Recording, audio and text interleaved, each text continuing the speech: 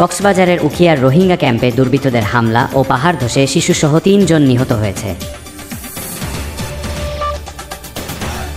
বুধবার ভোর রাতে উখিয়ার রোহিঙ্গা ক্যাম্পের 4 এক্সটেনশন ও 8 ইস্টে পাহাড় ধসে মাটি চাপায় এক কিশোরসহ 2 জনের মৃত্যু। অপরদিকে একই রাতে দুর্বৃত্তরা রোহিঙ্গা যুবককে কুপিয়ে জবাই করে হত্যা করে। উখিয়া থানার officer in charge OC Mohammad Shamim Hossain বলেন, দিন যাবৎ উখিয়াতে ভারী বর্ষণ হয়েছে। বিশেষ করে গত রাতে যে প্রবল বর্ষণ হয়েছে, সে বর্ষণে আমাদের ক্যাম্প 8 এবং 11-তে দুটি পাহাড় ধসের ঘটনা ঘটেছে এবং সেই পাহাড় ধসে 2 জন লোক নিহত হয়েছে। আমরা উখিয়া থানা পুলিশ, এপিবিএন এবং ফায়ার সার্ভিসেস সকলের সহযোগিতায় তাদেরকে উদ্ধার করি এবং সতর্ক করে প্রয়োজনীয় ব্যবস্থা গ্রহণ করি।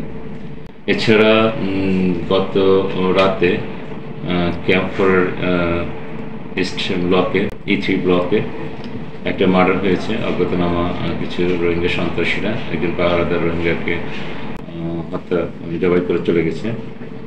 সেটার আমরা লাশ করে পোস্টমর্টে পাঠানো হয়েছে। আর পাশাপাশি গত 2-3 দিনের প্রবল বর্ষণে উখিয়াতে বিভিন্ন জায়গায় জলাবদ্ধতা তৈরি হয়েছে এবং বেশ কিছু জায়গায় প্লাবিত হয়েছে এবং কিছু কিছু জায়গায় রাস্তাঘাটও প্লাবিত হয়েছে।